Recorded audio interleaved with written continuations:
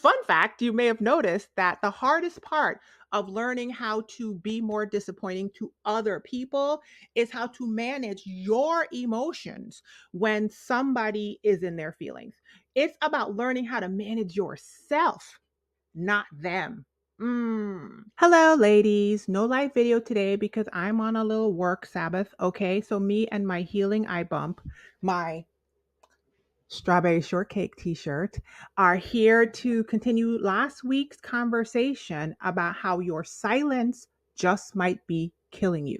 So if you are the type of person that is always trying to make everyone else happy while you are crying on the inside, today's video is for you, boo-boo. Being more disappointing just might be the best thing that you've done for yourself. If you are new here or if you are true here, my name is Roshini and I am a content creator. I am also a special needs mom and I am a certified life coach. I am a Black woman healing and I create humor-filled healing spaces like this one so that other Black women can heal too. You are so welcome. Let's talk about being a good girl. You know the idea of being a good girl? Like we're all taught to be sweet and quiet and have controlled emotions and to make everyone else feel comfortable. That training is trying to take you out. Okay. I'm not even being dramatic. If you saw my video last week, Your Silence is killing you, you would have learned, but I'm going to go over it again, that we are being killed by these expectations that we are told to meet. Researchers have shown that every time we swallow our words and every time we bite our tongue and every time we push down what we really want to say or express, our bodies can become inflamed for 3 to 4 hours, not minutes, hours.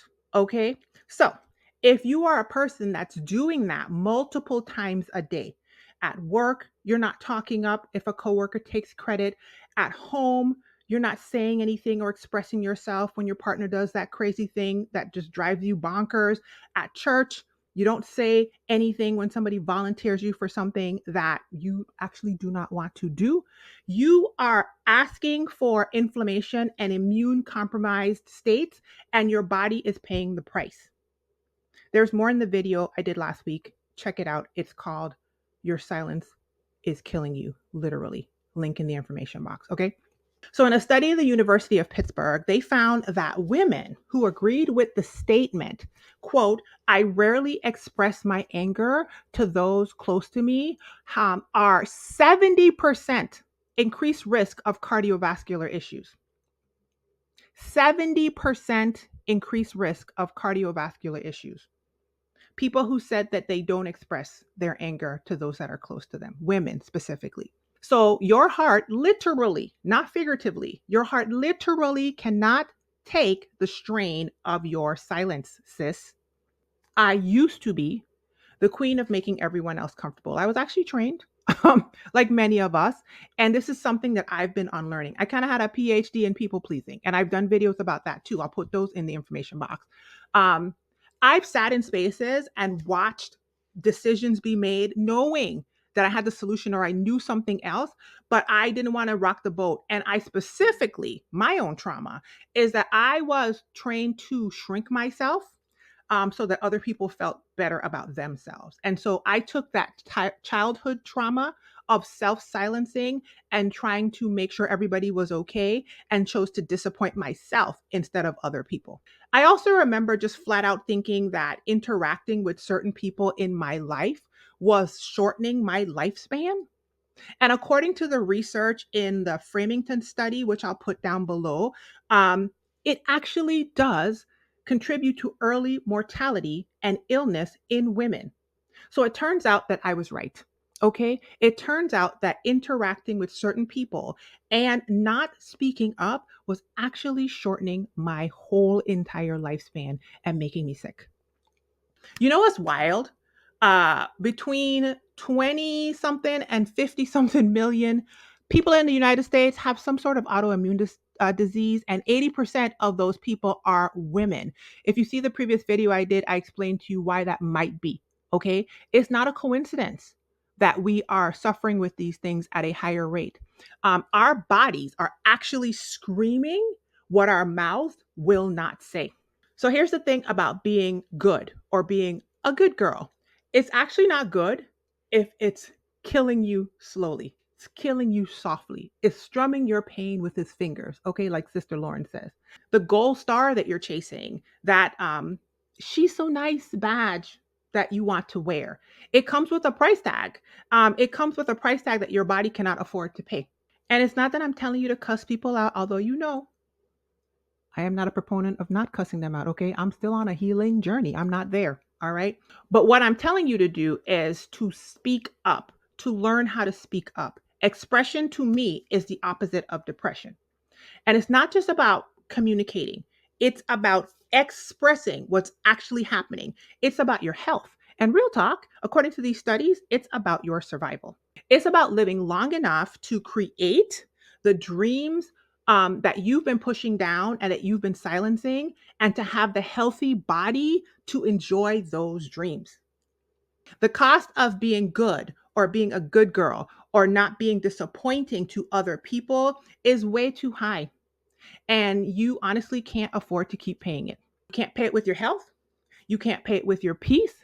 And you definitely don't want to pay it with your life, okay? Because early mortality. So let's talk about how to get free from this idea of being a good girl, the prison that we learn, and how to be more healthily disappointing. Growth is disappointing somebody. The moment you start setting boundaries, the moment you start speaking up, and the moment you start expressing yourself, watch how fast some people and some systems are going to start acting brand new with you.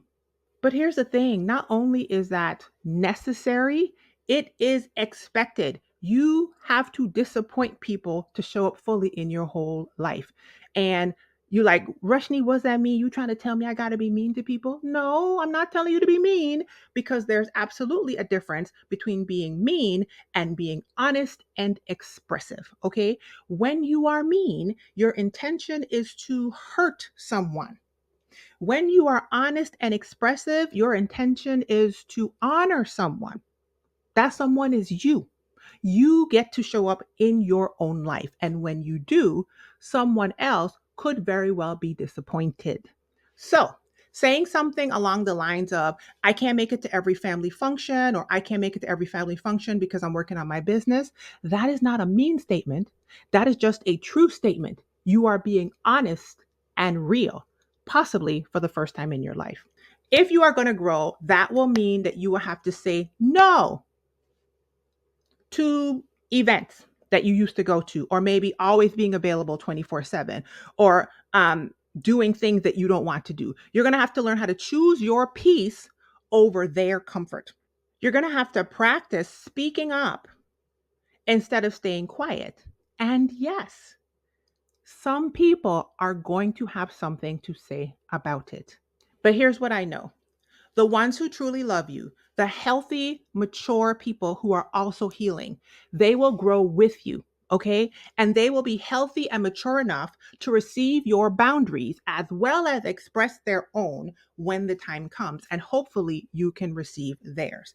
And the rest of those people, they will have to either figure out how to live with the new version of you and grow and expand and be more authentic themselves, or they will fall by the wayside. And here's the thing that happens in life: when you become a big girl and a big boy, people fall by the wayside.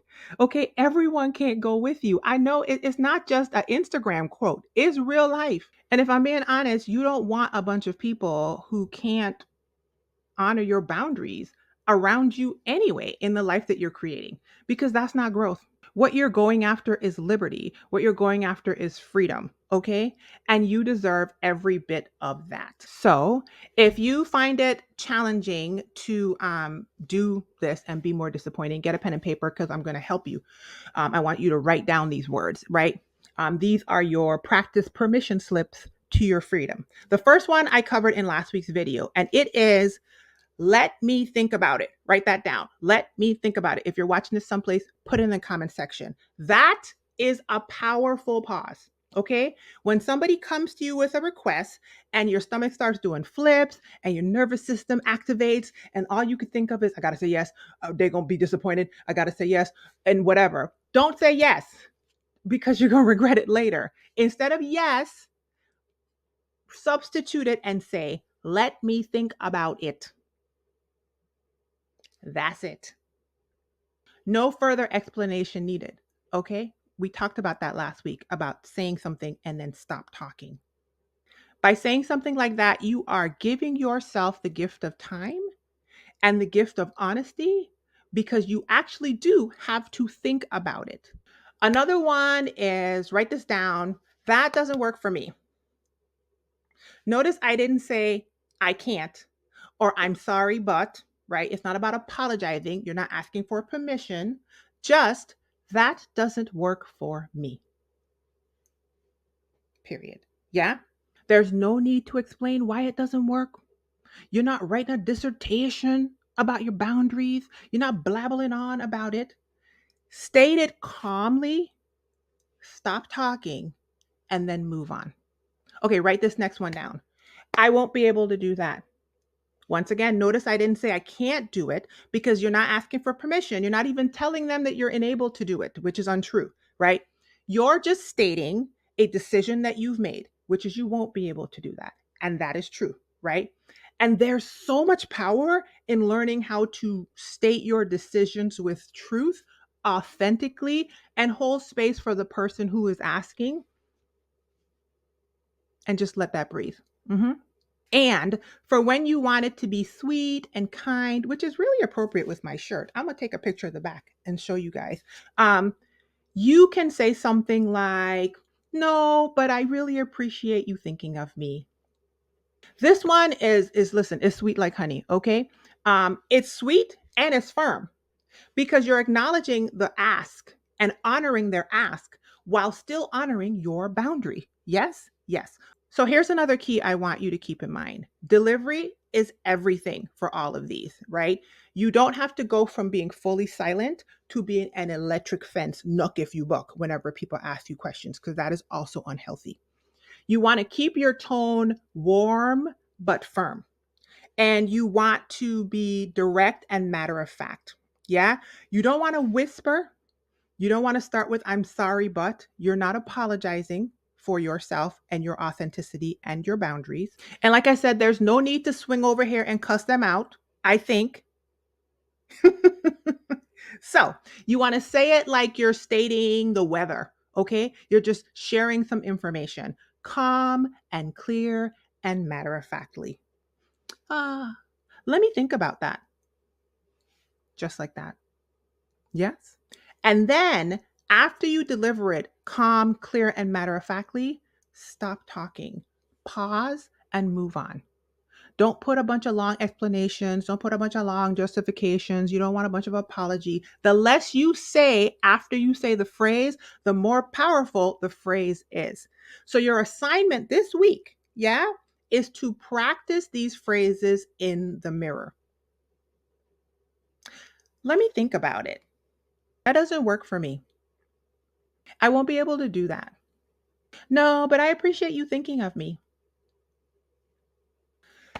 You have to get comfortable with how your body feels and how the words feel coming out of your mouth so that when you actually need to say the words out of your mouth, they're locked and they're ready to go.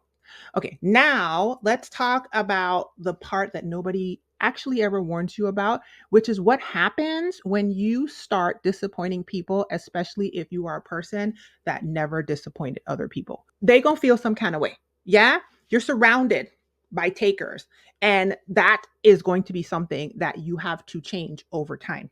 So the first question is, what if they start trying to make you feel bad, which is a whole nother thing, but let's get into that.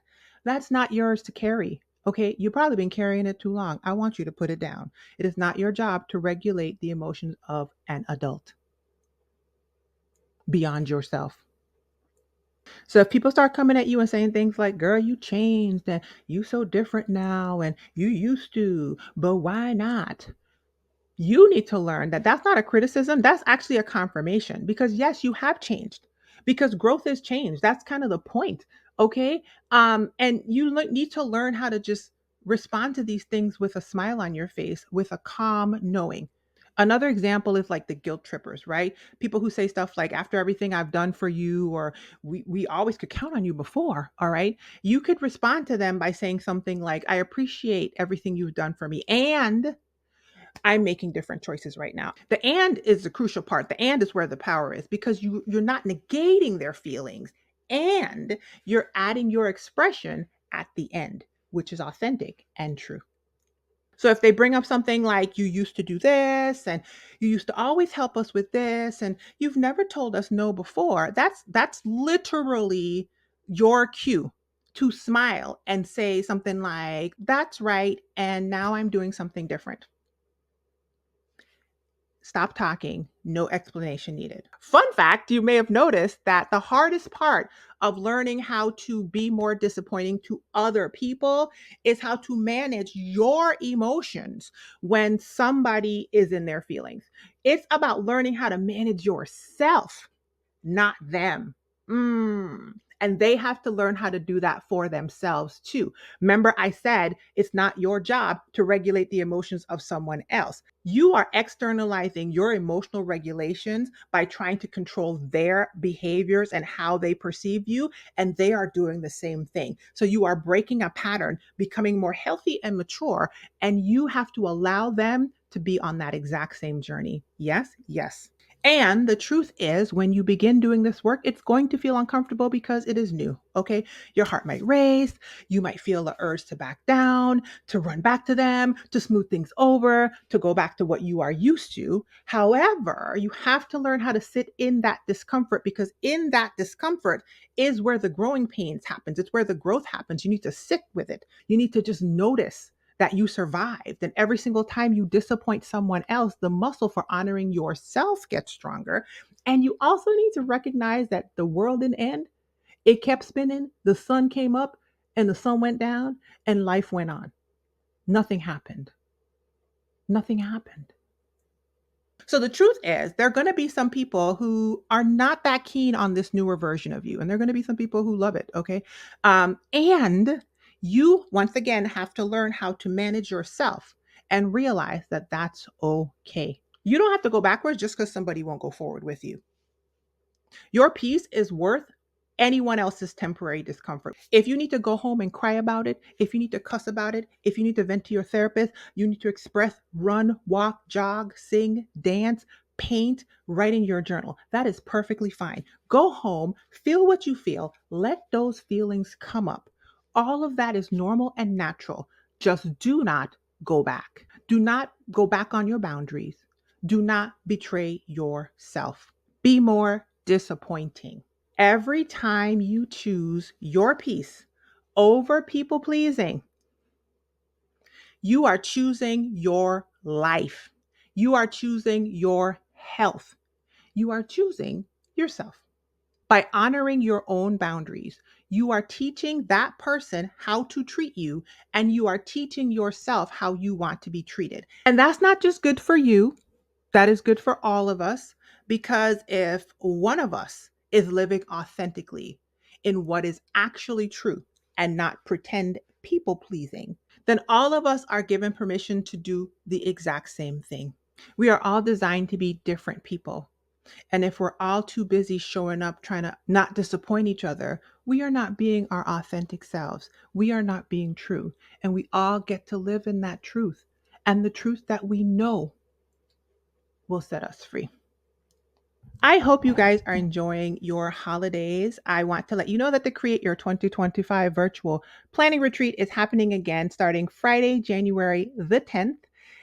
The January retreat includes a week of self paced planning, modules, audios, videos, okay, and digital downloads to guide you to creating a plan for your 2025 based off of who you are.